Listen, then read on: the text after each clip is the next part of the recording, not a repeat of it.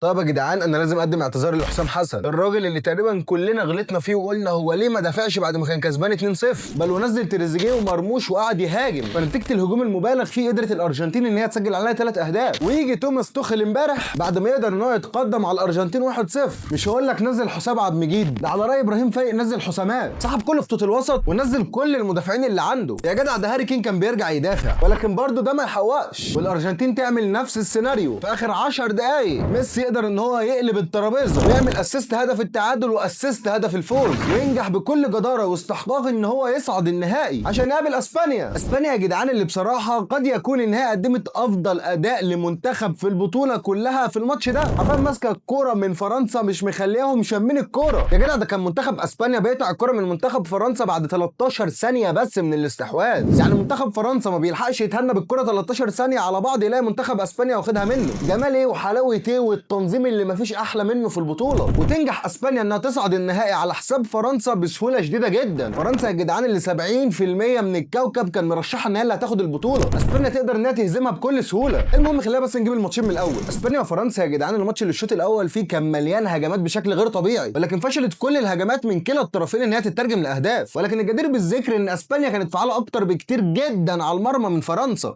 اللي انا اصلا ما شفتهاش في الماتش تقريبا غير اواخر الشوط الثاني. ولكن في هجمه من اسبانيا كوكوريا يعمل تحويل للملعب، يعمل عرضيه من شمال الملعب ليمين الملعب عشان عرضيه تيجي ليمين يامال، عشان اللاعب لوكاس دين يخبط يامال بتدخل صحيح بنسبه 100% وضربه جزاء. وكان في كلام يا جدعان هل التدخل بتاع لوكاس دين على يامال هو اللي جه الاول ولا الكره خبطت في ايد يامال الاول؟ وانا هنا بصراحه بقول ان حتى لو الكره خبطت في ايد يامال فما تعتبرش هندس، لان بكل بساطه قانون الهندس بيبقى هندس في حاله ان اللاعب مكبر حجم جسمه بايده، ولكن يامال في لقطه شبه دي هو حرفيا ضامم دراعه بالكامل ناحيه جسمه، فاللي هو حتى لو الكره خبطت في ايده طب انا هعمل ايه؟ هقطع دراعي يعني يا جدعان؟ فطبعا ضربه جزاء صحيحه بنسبه 100% عشان يخش يارزابال يسجلها 1-0 للمنتخب الماتادور، عشان بعد كده برده هجمات كتير جدا من كلا الطرفين. ولكن برده اسبانيا فعاله اكتر بكتير جدا على المرمى. يا جدع بقول لك بياخدوا الكوره من لعيبه فرنسا بعد 13 ثانيه بس، انت لو تتفرج على الماتش حرفيا اسبانيا تحسهم عباره عن كتله واحده بيتحركوا مع بعض. فكره ان ده منتخب يمين يامال دي فكره انا مش موافق عليها بصراحه، انا شايف ان ده منتخب اسبانيا، المنتخب اللي لعيبته كلها بتلعب مع بعض ولا كأنهم نغمه واحده، كله بيتحرك مع بعض بالكوره وكله بيدافع مع بعض، كله بيطلع بالكونتر اتاك مع بعض، مش لاعب ولا اتنين بس لوحدهم. بصراحه منتخب واداء متكامل بطريقه غير طبيعيه، وينتج من التنظيم الغير طبيعي من اسبانيا تيكي تاكا ما بين بيدرو بونو وداني اولمو. بيدرو يمرر الكره لاولمو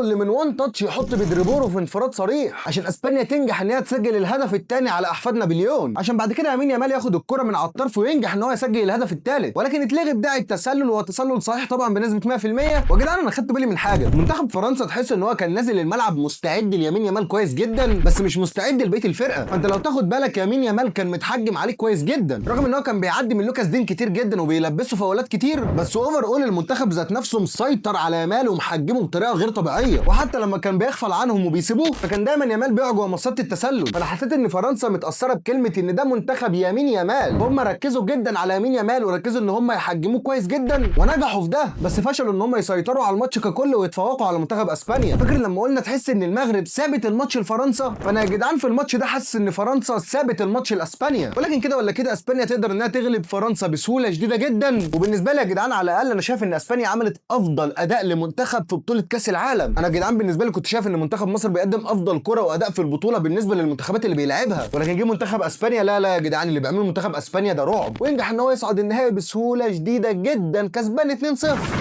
2-0 دي بس بتفكرني بايه؟ كنا قريبين قوي، ده احنا كنا قريبين قوي. المهم نيجي لماتش انجلترا والارجنتين. ماتش انجلترا والارجنتين يا جدعان اللي الشوط الاول كان واضح جدا ان هو مجزره ومدعكه ما بين اللعيبه، 45 دقيقه تقريبا منهم 40 دقيقه لوحدهم يا جدعان الحكم قاعد بيصفر بالفاولات، ده يعمل تدخل شرس جدا على ده، وده حرفيا يزق ده وياخد الكوره، وبيلينجهام يروح يكلم ميسي يقول له ده انت مالكش فيها، وميسي يقول له اسكت يلا ده انا احسن لعيب في التاريخ، وهاري كين يروح يضرب ميسي وميسي يعدي ما بين اتنين ويضربوه. في ايه يا جدعان؟ ولكن الحمد لله الرويال رامبل دي وقفت لحد الشوط الاول، عشان في الشوط الثاني اخيرا بدانا نشوف كوره. يجي في الدقيقه 55 يا جدعان روجرز اللي يرفع عرضيه لجوردان اللي يسجل الهدف الاول لانجلترا في الماتش، عشان بعد الهدف ده توخيل يفتكر سيناريو مصر والارجنتين، انا مش عايز اقعد اهاجم لحد ما يلاقوا ثغرات دفاعيه فيخشوا يجيبوا فيها اهداف، لا يا عم انا مرضي بهدف واحد وهقعد ادافع من الدقيقه 55 الى الدقيقه 90. ولكن غلطه توخيل في المباراه ان هو طلع ديكلان رايس. ازاي توخيل تطلع ديكلان رايس اللي كان محجم ميسي في الماتش كله؟ حرفيا توخيل بمجرد ان هو طلع رايس ونزل كل المدافعين اللي عنده عشان يدافع، ميسي عمل نفس الحركه اللي عملها في ماتش مصر، ساب لهم العمق خالص وراح على الطرف، فبدانا نشوف نسخه كده تخاطيفي من ميسي 2022، بيعدي من لاعب والتاني ويباصي، بيعدي من لاعب والتاني ويجرب يخش جوه ال 18، بيعدي من لاعب والتاني ويباصي لانزو فرنانديز. انزو فرنانديز يا جدعان اللي بصراحه جاب جون عجبني جدا. انزو فرنانديز استلم الكره من ميسي يشوط كره من بره ال 18 يا جدعان، بس الكره كانت غريبه الصراحه. انزو فرنانديز يا جدعان يشوط الكره بعيده جدا على الحارس، بحيث ان الحارس لو نط بعرض جسمه كله برده مش هيجيبها، وفي نفس الوقت برده الكره ما كانتش مستقيمه زي جون ميسي في ماتش مصر. لا يا جدعان حاسس ان الكره اتعملت على شكل عرضيه خفيفه بحيث ان هي تعدي من فوق كل المدافعين، فتنزل تسقيطه في الجون بدرجه خفيفه جدا، فكانت كره غريبه جدا يا جدعان بصراحه، والتكنيك بتاع الشوط عجبني قوي، والكره كلها ككل عجبتني. عشان بعد كده ميسي ما يعتمدش برده من على الطرف اليمين، يقدر ان هو يراوغ الباك الشمال ويرفع عرضيه على راس مارتينيز اللي يسجل هدف الفوز لمنتخب الارجنتين. يا دين امي بقى يا عم، انت بتموت ازاي يا جدعان؟ مش طبيعي اللي ميسي بيعمله. هقول لك على حاجه، ميسي بالنسبه لاداء ميسي اللي احنا عارفينه في السنين اللي فاتت كلها، فالاداء اللي بيعمله في البطوله ده ما يعتبرش كويس لاداء ميسي اللي احنا عارفينه، ولكن ده يعتبر اداء خارق للاعب كره قدم عنده 40 سنه، فعشان كده الناس كلها مستغربه ميسي ازاي انت عندك 40 سنه وقادر تلعب بالكفاءه دي، بتلعب بكفاءه احسن لاعب في العالم، ولا كانك عندك 40 سنه ولا بتاع. تاني ميسي يا جدعان في البرايم بتاعه بيقدم لنا نسخه من الفضاء، وفي اخر ايامه بيقدم لنا افضل اداء للاعب كره قدم في الموسم. ولكن مع اني كنت اتمنى من كل قلبي ان الارجنتين تطلع، بس بصراحه يا جدعان هي استحقت الصعود الى النهائي بكل جداره واستحقاق في الماتش. وصدق او لا تصدق بس الماتش ده يعتبر براءه الكابتن حسام حسن. هتقول لي ازاي؟ مش فاهم. اقول لك نفس الكلمتين اللي انا قلتهم في اول الفيديو، الناس كلها عاتبت حسام حسن، انت ازاي ما تنزلش حسام عبد المجيد وتدافع؟ طب عندك توخيل هو معاه مدافعين احسن من حسام عبد المجيد مليون مره، وكان متقدم في النتيجه وقعد يدافع من الدقيقه 55 الى الدقيقه 90 وبرده خسر. فنفهم من كده ان اللي حسام حسن عمله في ماتش الارجنتين كان هو الاصح من خير انك تدافع. هتقول لي ازاي؟ هقول لك بكل بساطه ان في مقوله قديمه بتقول ان خير وسيله الدفاع هي الهجوم، وده اللي كان حسام حسن بيعمله. لما كان حسام حسن ضاغط الارجنتين وقاعد بيهاجم عليهم في اخر 3 دقائق في الماتش، هو كان ضاغط الارجنتين كلها دفاع بهجوم بخط وسط، رغم انك حاسس ان انت ممكن ما تسجلش الهدف، بس انت على الاقل مش هتخليهم يخرجوا من نص الملعب بتاعهم عشان يروحوا يعملوا عليك هجمه، عكس بقى ما توخيل عمل. توخيل فضل مدافع، خلى الارجنتين كلها بميسي بمارتينيز بانزو فرنانديز بماكاليستر حرفيا زانقين انجلترا في ال 18 لحد ما قدروا ان هم يسجلوا عليهم هدف التعادل ثم الفوز. فيعتبر اللي حسام حسن عمله هو افضل من اللي توخيل عمله 1000 مره، ولكن هو بس فرق كواليتي ما بين اللعيبه. ولكن عموما ينجح الارجنتين ان هي تصعد النهائي لتحديد بطل العالم. وانا بصراحه يا جدعان برضو لسه عند رايي ان الارجنتين هي اللي هتكسب كاس العالم، بس الله اعلم بعد اللي اسبانيا قدمته قصاد فرنسا اظن ان قدامها فرصه ومش وحشه. خلي بالك، حاولت الم لك اهم التفاصيل اللي حصلت في مطوشه نص النهائي. اتمنى يكون الفيديو عجبك، تحط لايك وتشترك وتشير بحيث ان لو حد من صحابك او حد من صحباتك عجبه الفيديو فيعمل لايك واشتراك في القناه، ولو ما عجبكش الفيديو حط لايك واشترك وشير. ببلاش في المقام الاول، لعل عايز حد من صحابك حد من صحباتك يعجبه الفيديو فيعمل لايك واشتراك في القناه. اكتب لي توقعك في الكومنتات مين اللي هيكسب بطل العالم، واكتب لي توقعك لنتيجه ماتش الارجنتين واسبانيا. بس كده اشوفك الفيديو الجاي،